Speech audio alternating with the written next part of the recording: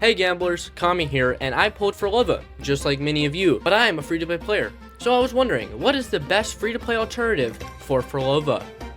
Seeing as many people are broke individuals, here's what you're going to do for her best free-to-play alternatives. 3 characters you're going to want are Farina, who you get from the free Voyager event, Don Jin, who is a 4-star, I got her from pulling on Phrolovas banner, but if you don't have her, use Havoc Rover instead. And last, of course, you're going to want the star of our show, Phrolova. For Echo sets, you're going to want Verena on Rejuvenating Glow with Fallacy of No Return as her forecast.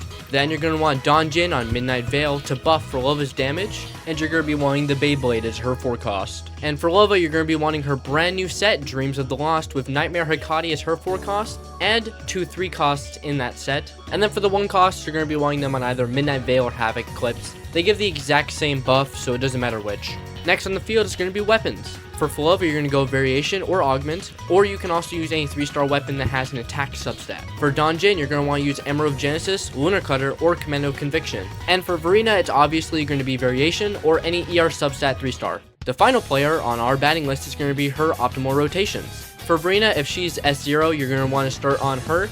You're going to use E, which is going to put you in the air so you can do 3 basic attacks. Then you're going to want to get her ult ready, pop ult, and then Fallacy, and then outro skill onto Don Jin. This is going to give a 15% attack buff for 30 seconds across the whole team.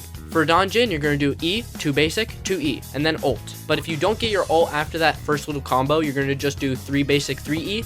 Once ult is ready, pop ult, and then afterwards you're going to want to do 3 basic 3E until you get a half forte gauge. When you have her half forte gauge, you're going to be using heavy attack and then outro skill onto Phrolova. In my opinion, she doesn't really have a super optimal rotation, but you're going to want at least 3 red notes and 3 purple notes. So after intro skilling, you're going to use E and then do a full attack chain combo into a red note followed by E, and then you're just going to keep repeating this until you have all her 6 notes. After getting your full 6 notes, you're going to hold heavy attack, which you're going to do her little time stop, and then ult. After ulting, you should have your Concerto full. If you don't have your Concerto full, then you're going to need to obviously keep attacking till it gets full. And then you're going to outro skill to Don Jin, do a half forte bar rotation, which is the same thing as I listed above, and then restart the whole rotation with Verena. Or if you're playing super duper sweaty, what I actually like to do is go from Don Jin back into Phrolova for a giant nuke, because she'll drop from her ultimate, like do a big drop from her ultimate and do a bunch of damage, and then you can just regular rotate into Verena.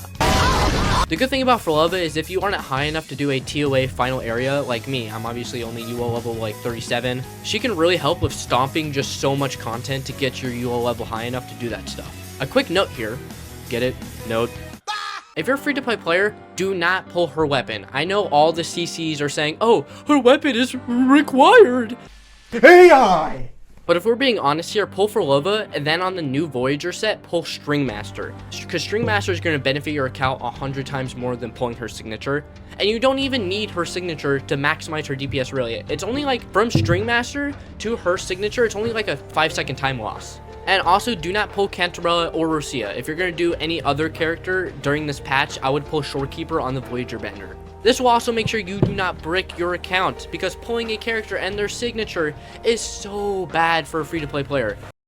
Especially since you're going to want to pull more DPS characters to cover more elements, right? So if you go ahead and pull Cantarella, Rosia, and Phrolova, that's only 1 team, when that much Astrite can be used to have 4 teams. So do not break your account, and don't listen to any CCs. I'm talking about people like Saint Tone Task and Tectone, who have been saying, oh, her damage is so bad without her signature. Don't do it. It's not worth it, because you don't need max DPS to clear any content in Withering Waves. Either way, sorry for this short guide. I'll see you gamblers next week. Don't forget to sub, or you'll lose your 50-50 to Ling Yang.